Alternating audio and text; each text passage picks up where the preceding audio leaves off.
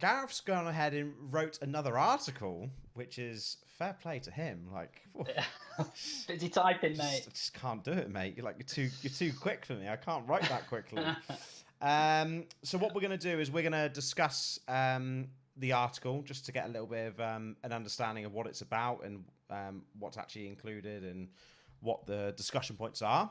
And we will take your questions. So if you want to put a question on any of the platforms, we're also live on Twitter. I didn't mention that. Put your questions into chat. We'll be able to grab them for you and sort of go from there. So Gareth, tell us a little bit about the article that you've just created. What's it called? What's it about? Yeah, so the article, which actually is sat on LinkedIn, where I'm putting most of my articles at the minute, is called Zero Friction Matters. A lot of people think it says friction matters, but I've actually put a big orange zero in the background. But, friction matters, zero friction matters. It's probably the same thing. And the premise of that is about brands that want to build for the future and be relevant. They have to be frictionless. And I think the term friction in marketing terms and probably in exec level terms and people who work for big companies, it's been thrown around for some time now. Quite a long time has this been a subject, a topic of conversation around many senior tables, I imagine. But I think the big thing for me is it still exists. So people do a lot of talking and they don't do a lot of action. And I think you can see it in so many brands. And to be honest, it's probably the downfall of so many companies over the last year. I mean, since we've seen the big crash, Sure. economic crash, going back quite a few years now, like 10 years ago, a lot of companies felt that. And it was the brands who had friction that seemed to fall first. And to be honest, I think as time goes on, we're just going to see more and more brands fail at this and then, sadly slip off the edge. So, just for those that don't know, what do you mean by friction? Like you say, zero friction matters. For those Yeah. that don't know, what do you mean by friction? How would you explain it in a few words? Yeah, I mean, friction isn't something that I've, created. I suppose I need to get that Hopefully from the not. back. Yeah, but we'll come on to that in a short while, I suppose. But yeah, essentially, friction is anything that effectively causes the customer effort, an effort that outweighs what they want to do. And the thing is about friction as well. People think, oh yeah, we sorted that. We've got a chat bot which coped with that. But then what's happening the year after when that chatbot's actually not keeping up with the rest of the chatbots? Sure. Suddenly, your brand, which you thought was modern, and you're doing modern customer service, it instantly becomes out of fashion because it's directly tied, I believe, to the advance in technology. So yeah, in short, it's just anything that causes a customer or a client or even somebody who works for a company gives them an excuse not to do something. So, I guess as well, for the people that are watching, they might, when we're talking about friction and creating less friction and frictionless transactions, essentially, there's going to be people watching chat that are probably going to resonate with this, right? And go, I've experienced friction here. That's stopped me from doing something. So that's quite interesting. So I guess we're going to come on to some of those as well. Yeah, sure. So in terms of then friction, you've just explained it for us there. Do you think friction can actually harm companies? Do you think it actually stops people buying things? Like 100%.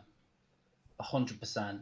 To be honest, I think it doesn't only stop people from buying stuff, it also harms the brand because Roger Dooley, shout out Roger Dooley, who inspired me to write this. I listened to him on a podcast quite recently, and he came out with a stat around saying 88% of customers that experience high effort through engaging with a brand, through customer service or buying something, are likely to say something bad about your company. 88%. So that means if someone's had a troubling time, whether your website's not working correctly, whether your customer service line number doesn't work, whether that bot that you've got on your Facebook channel is a little bit faulty, the chances are of that person is pretty high. damn high, to then turn to their best friend or mate and say, guess what? I tried doing this the other day. And I think everyone's been in that situation, right? Where you've tried to sort something. Me, for example, with the council, they're a nightmare to get hold of. I will say to everybody, the council round ours is a nightmare to get hold of. And everyone will say, oh, have you tried this? Have you tried that? And it's not good enough. If you're trying to do something, you have to make it as easy as possible. And, with regards to sales, I think that's definitely been a major factor in so many companies losing out. I mean, we talked about the economic crash. That has had an impact. But then if I've got two companies that I can buy for, one I can do from the comfort of my home, and it's a winter's morning and I'm thinking, I can't be bothered going outside today. And a few clicks, some companies one click, and you've got that product and it comes to your house. Versus me getting up, getting my lazy ass out of bed, walking to the shops, and then potentially that product not being there, and then forgetting your plastic bags when you come back. It's just more friction, right? The plastic bags is friction, mate. Like they ask me every single time when I go to the supermarket or whatever, how many bags do I need? And I feel like saying, well, you're the bagging expert here. You tell me. I'm just guessing. Yeah. Like, So we got a couple of people in chat. So we got Owen here. How you doing? We got Chris Tubb. We've got Gary Hingley, and we've also got Emma J Greybanks. Welcome to the stream. Hope everyone's doing well. Welcome. So, for example, friction doesn't necessarily mean sales. I suppose. Like, there's one example when you were talking about that. I was like going, if you just think of something that was difficult to do, that probably indicates friction, right? So, for example, even when we're setting up, like when we are setting up Fresh Movement, like. Yeah. Gov.uk's website it's not easy. It's not, and if it makes you angry, it's probably because of friction. That's what we're pretty much trying to say.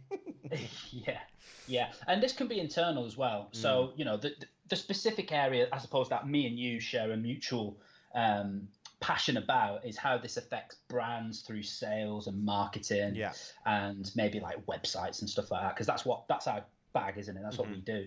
But if you extend that, it could be something close to home, or was logging onto an online portal which is used for the company that you work for, the agency that you work for. If that becomes a pain, people aren't going to say, well, people will start saying, you know what, getting my expenses was a pain this month because that portal's not very good. But that quickly then turns into that company's not very good. And then that quickly turns into, guess what? That company who I work for isn't very good. So this is where it starts. It could be something that's quite niggly to begin with. More people start communicating. If 88% of people, like the guy was saying, passes this on, it's not long before a lot of people start jumping on this bandwagon and saying, you know what, that company isn't very good. They don't look after their customers, or in some cases, their staff. That's interesting. It's very, very interesting. And it's amazing how this sort of thing can evolve from such a niggly little thing into this bigger thing, which, of course, as you said at the very beginning, can damage a brand. So, yeah, 100%. So, what do you think? If again, put like I don't know, get your crystal ball out, or something like that. Yeah, that's perfect. Don't have one, actually. We should get one. Looking right. You should just use your diffuser, and the smoke comes out the top as well. It look really good. Really powerful. I've got my diffuser on full today, so feeling fresh. So, for example, what I was going to say is, what do you think companies can do to create less friction? Like, is there some tips that you could sort of go, right? Would it be sort of looking at their process and going, how can we make this less? What sort of ways would you say? I think one of the main things, the larger the company, the harder it is to spot the friction. I think that's kind of, it's not a written rule, it's kind of what I'm thinking, because we've worked for a large company, a large organization. Many of the big decisions that are being made are definitely not made by the people who are dealing with these customers. So if that chain of command is broken, where a complaint is made, to somebody who's on the front line, be in store, be customer service advisor, or be the technician who's working on the website, if that small little complaint, which is actually gold, by the way, if someone's complaining, it's actually gold for a company. Some people don't see that, but if that's not taken straight up to the top and actually each and every one is addressed, that's when I think companies miss friction very easily. If these decisions are being made in boardrooms, for example, and they're not aware of that friction problem, it could just be blind. It could be a company not being aware. So I think solving that piece of the puzzle is something that I could definitely recommend. I think if you've got that connection to real foot soldiers or real people who are out there on the front line, let's say, I think that solves a lot of this. The other one's technology. If you use technology to resolve that problem, I think that's the easiest and most accepting way now these days of doing it.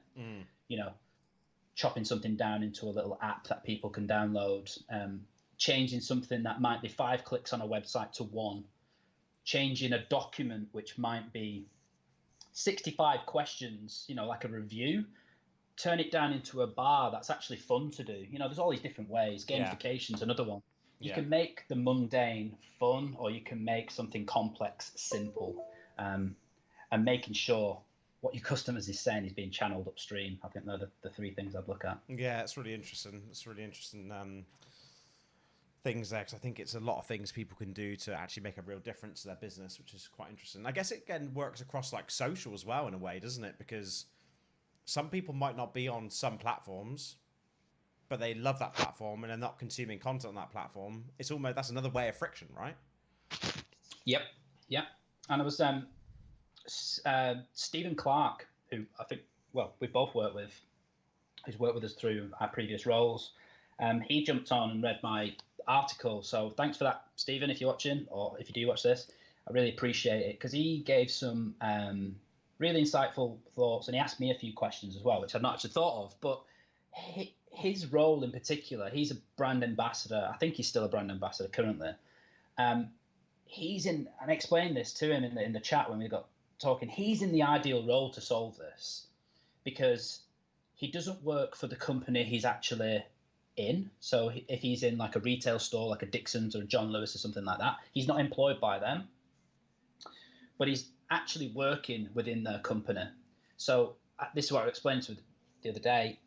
Everything from the company standpoint, and you also see it from a consumer standpoint. And that's like the Goldilocks zone for friction, because you'll be able to spot the problems customers are having, report it, and if you've got a decent manager who's going to shoot it upstream, it will get resolved. So great conversation with Stephen as well. So guys who work in them environments, keep hold of them skills, because identifying them issues in store is ultimately what will propel your career, I think, if you're going to end up in marketing or end up in management, because you'll know what the troubles are. So you spoke about friction earlier, and we spoke a little bit around buying habits, that type of stuff. But do you think consumer behavior has changed because of friction? Do you think like people have, in a way, less patience? So it's kind of like, no, I'll go somewhere else. Or what, do you think that's how it is? 100%. I mean, we'll come on to the model in a second. The model that I put in my article basically explains that and shows you where the prompt actually is. But I mean, if you think about the way technology is advancing, it's at an exponential rate. It's like the next phone that comes out, never mind anything else, is supercharged. The next bit of AI that comes out is supercharged, and we're actually making leaps forward now. Every single year you see technology die and go away, and with that there is a direct correlation, I think, with the advancement of technology leading to the commoditization of services, meaning we get less patient. Because to give you an example, some people, I look at Amazon, for example, and think Amazon are the kings of zero friction, in my opinion. And I think a lot of people agree in that. They've got the one-click pay method where you can just buy something straight away. They actually invented that and branded it, and there was a bit of a lawsuit about it. But when they brought that out, that led to such an impact to their business that people get used to it. So when I did my Amazon order the other day, because I do Amazon Prime Now, which it's called, which you can order stuff and it comes within 2 hours. Fantastic. There's actually 2 clicks on that. So you have to click it and click it again, which is unlike Amazon. And I forgot to click it twice. So I was, sat here working. And then I looked at my Amazon order and it hadn't been received. Now, I got that order within 4 hours, which is pretty good. From the second I ordered it to the second I received it, it was 4 hours. But who could have guessed that Amazon, the kings of, zero friction, could actually piss me off? You know what I mean? Like, I was actually pissed off at the fact that my shopping did not arrive in 2 hours. And this is the world we're living in. The more that technology advances, the less patient we're going to become, because the technology just commoditizes services. I didn't even think I had to go to the shop. Do you know what I mean? I just thought, press a few buttons, my food's going to be here. Now, when that didn't happen within 2 hours, I felt friction, and that's from Amazon. You know what I mean? So it's out there. It's very interesting. It's out there. It's everywhere. So we've got Goose Wayne Batman, who's joined us on D Live. How you doing, buddy? Thank you for the ice creams and lemons. I know that makes no sense to you guys, but it does to me. So thank you for that, man. Appreciate that. So yeah, we're just talking a little bit around friction, zero friction. Gareth's just written an article on his LinkedIn, so we thought we'd share it and talk about a few things. And thank you so much for the follow on D Live. Really appreciate that, my friend. So do you have? So we spoke about like Amazon, like is almost like a frictionless company until this thing, like this one. What's it? Is it one? Line of friction. What's it called? One click. I don't have it in my area. No, yeah, Amazon's had one click for ages. It's Prime Now. The Prime Now, that's it. Prime Now. So Prime Now, I don't have that in Bristol, which is sad because they've got the biggest Amazon warehouse in Europe, literally a mile away. I don't know. Come on, Amazon, help me out. I love you guys. So, for example, that's an example of a piece of friction, but that's a relatively newer service, so hence there might be a little bit of friction there. Yeah. Have you got an example of where a company has had friction, or they know they have friction, but the customers don't think they have friction, and where they've introduced a system to create less friction? Yeah, I mean, there's loads of examples of that, and the best companies are doing that because they're not reacting to a situation. If you react into a friction situation, you are firefighting, my friend. And if you're trying to put that fire out, it's going to cost a lot of money usually because you have to move fast. But the companies who plan, I'm not going to give the Amazon example again, but if you look at Disney, again, I've put that in my article. Disney, Zara, my missus, my girlfriend, she went over to Disneyland, Disney World, actually, in Florida, and they've introduced this like yellow band system, which, to be honest, I think a lot of people probably would have argued about in Disney because reportedly it cost around about $1 billion to get. And if I was sat in a boardroom at Disney and someone said I'm going to spend $1 billion on a little yellow wristband, I'd probably think, why? Do you know what I mean? I'd what are you doing? Let's build another Star Wars ride, or let's get another, get another. Get me the Death built. Star. Yeah, exactly. I'd sooner have the Death Star over a yellow wristband. I think that most people would probably agree with that.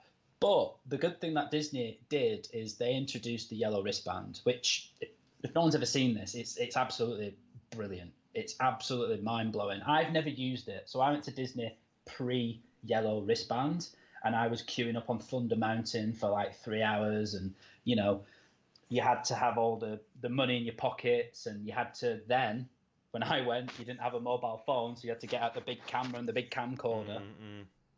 All them things, if you think about Disneyland, who promise magical experiences, is a magical experience stopping every 10 minutes and pulling out your phone and taking a photograph? This is something that people don't see. And I guess that's where people don't know either. Like, people don't, when you're there, you probably don't think about it because you're in the world of Disney, you're loving it, you're like thinking it. But when you explain it like that, it's obvious from the outside that there's friction there, and you're just like, oh. It's so minimal.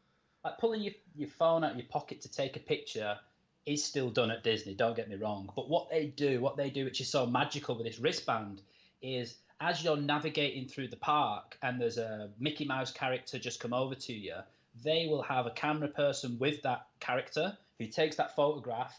They scan your band, and then when you finish your day at Disney, you just tap your band, and all your photos of Disney just magically come up on this screen.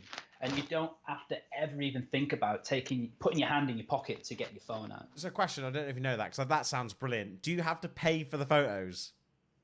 Yes. Okay, that's fair. Good job, Disney.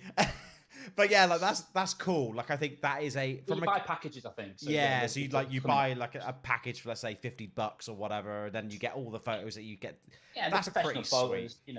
And the other thing as well, which I think is really clever, is Disney actually use characters as kind of like chaperones, and I never realized this until I heard it the other day. And so, for example, if a specific part of Disney is getting full and there's a lot of people, and they're like, you know what, there's thousands of people in the Adventure Zone or whatever it's called, I've not been for years.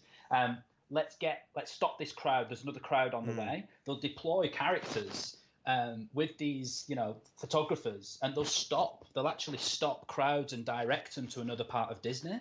And they'll do it in such a way that's fun and engaging that the customers won't realize that's going on. So the band has so many properties. It'll track the crowd going around Disney. It'll know when to disperse these character kind of bodyguards and chaperones. You can pay for things on it. You can do all sorts. And that's an exact example of that. So I don't think anyone's been to Disneyland and said, that was pretty average. I think everyone goes and they're blown away by the experience. But what Disney recognized is, we're promising magical experiences. How do we make the experience more magical? How do we improve on our experience? We've got enough rides. They've got that many rides that you could spend 6 weeks. Zara spent there, and she didn't go on everything. So one more ride is not going to add value. Providing your customers with that experience that elevates that experience is that's where the money's at for them. It's almost like keeping the atmosphere real as well. Like it's like keeping you contained within the park. Like for example, if you're taking out your phone to do something, that is taking you out of the Disney experience. You're not seeing the whole atmosphere. You're being distracted. It's very similar to what you see with social platforms, for example, where social platforms do stuff like they want to keep people on the platform as long as possible to get the best engagement. And it's very similar to that. Like, you don't want to take people out of the park to ruin the experience. That's kind of what the band has also done as well, I suppose. Yeah, 100%. It's so easy to just, 1 minute you're on your phone, next minute you're looking at tickets for the next park, or or even Facebook or social media. Like, you're being distracted. Yeah. Like, it's just there's so many benefits to having like a frictionless experience, and I think a lot of people can do this, which is quite interesting. So your article is available on LinkedIn. You've mentioned Roger Dooley. You've already spoken about him a little bit. Do you want to just don't explain every intricate bit about the model, but what does this model do? So Roger didn't invent the model. It's actually a guy called Dr. VJ Oh, Fogg. yes, of course it is. Yeah, the model basically shows where the prompt is for a customer. If you're in the kind of the zone at the bottom, which is where prompts fail, that means that you've not got something which is ultimately addressing that person's need. So they'll probably go somewhere else. If you've got something that's in the upper right hand corner of the model, that kind of means that you're in a position where it's either super simple to do and they've got minimum motivation, or they've got loads of motivation to do this thing, and all you have to do is make something that little bit easier and you will win that business, or change their kind of behavior, if you like. But yeah, Roger Dooley is actually the guy who's wrote the book, which I'm currently reading, called Friction. So go and get that. It's absolutely brilliant. I've not finished it yet, so I'll probably do another article when I've finished, because I'll have even more information to share with you guys. Sure. But Roger, to be fair, out of all the descriptions that I've heard, he has put it the best. Okay. So I will quote Roger. So the way he explains it is decreasing friction increases action. And that just works in so many situations. For example, if I'm an employee of a company and I'm currently struggling to do my expenses or whatever, if they make that easier, I'm more likely to do it. Or if I'm at Disney and I'm walking around and I want to get involved in all these rides and have my photo taken, if Disney make that easier, I'm more likely to enjoy the experience. It's very interesting. It can be applied in so many ways. Like, you see a lot of experiences. Like, I'd invite you guys in chat to, like, think of these experiences. Like, is there anything that you've had where you've had friction and there's literally been like, like, that's frustrating, and actually look at it going, could that be easier? Because if you can, that's probably where you experience friction the most, I suppose. Yeah, 100%. And like we said, technology is often the way to do that, to alleviate that pressure. Creating an app, create an online store, use a bot, whatever it is, and to help out. It's really interesting because when you've said about that, I literally thought, I went out for a meal last night to a very popular burger joint, and and there was something there. It's McDonald's. No, it's actually not McDonald's. So, for example, what they did is I sat down, we went in, we looked at what we wanted to order, and they plastered this app everywhere. They go, use this app to order to your table. So again, it creates less friction. I'm not having to go up. I'm sitting at my table. I'm having the conversation with the friends and family that I love and want to speak to and catch up with. This app allows me to pick up, hand it around the table, create the order, and then it comes to my table. And I was like, this is amazing. It's frictionless, right? But what gets frustrating is when I got to the app and it goes, oh, are you a student? And Martina's like, yeah, I've got a student card still. Let's do that. And he goes, oh, to use your student card, you need to go up to the desk and pay. And I'm just like, oh, like, you made it so easy, but now it's so hard. And it's crazy. So this friction exists everywhere, I suppose. Yeah, and to be fair to them, they're probably trying to make a situation better. But as the graph shows, there's three things on the graph. There's three key important things, and you don't need the graph to explain this. So motivation is number one. So what is the motivation for someone to do something? The second one's trigger. So what is it that's triggering that emotion? The student card, right? That's the trigger for me. And then number three, what is the result, like minimum friction? So if we're using your example, your motivation is you wanted an easier dining experience, I suppose. So you wanted to make, your motivation to do that was, this is going to be easier. The trigger, I suppose, for you was you'd never been to that restaurant before and you was uncertain of how, I suppose, the ordering works. So you thought, oh, I'll use the app, the trigger's there. The problem is, if you graph that out on the BJ Fogg model, the Fogg behavior model, it'd probably just rank above the action line. So the action line goes like this, and it's probably easier if you check out my article. Yeah. The problem is with that app, because it's got one extra step, I reckon it'd just sit. So your motivation was actually quite high. Yeah. But how easy it was to use was not easy enough. So it wouldn't have tripped over this line that he's got in his graph. And it's not a scientific model, don't get me wrong, but it definitely works. So if yours just sits below, before that line on the graph, it means that the thing to try and stop the behavior is actually made worse because you've got an extra process and, hence the complaint. Well, good job. They had fantastic food, so I'll definitely be going back. If the product stands up, it always makes that easier, doesn't it? Exactly. We've had a couple of people in chat just lurking away. So we've got Pete Matthews, Ben Lee, Nigel, and Shauna in chat. So hello to those guys if you're sticking around. And that probably concludes our little stream, I suppose, on your article. So if people want to take a little bit of a bit more information and digest the content that you've created, where can they find it? Yeah, so head to LinkedIn. Obviously, I will put that link in all of the chats if I can do that. We can across all these different platforms. So we'll put a link in there. I've got a little bit.ly link.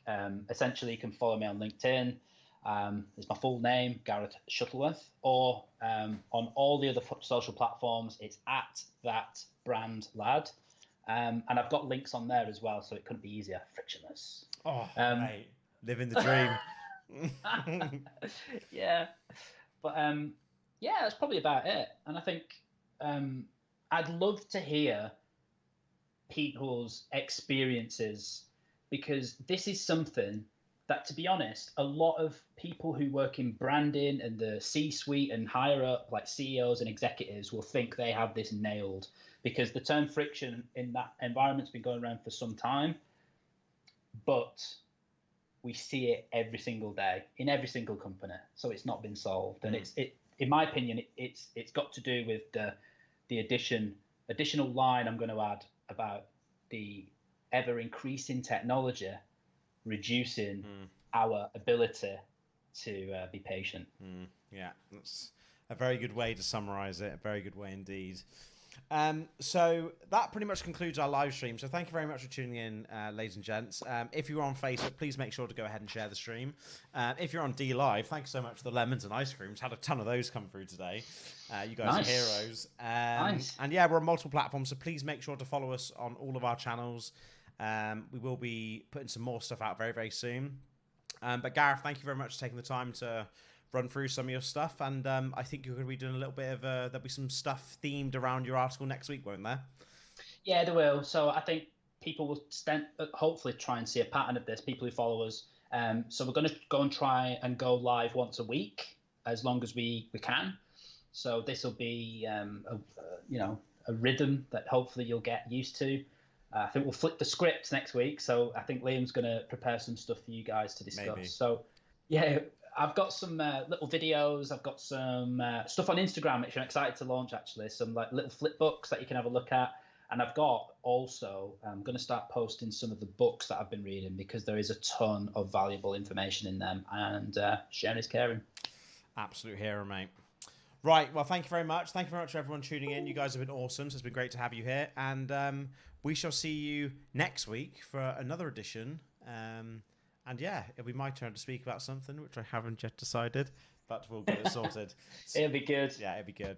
All right, cool. Thank you for your support, ladies and gents. Good to see you, and thank you, Gaz. And we'll see you guys later on. Keep it fresh. Indeed.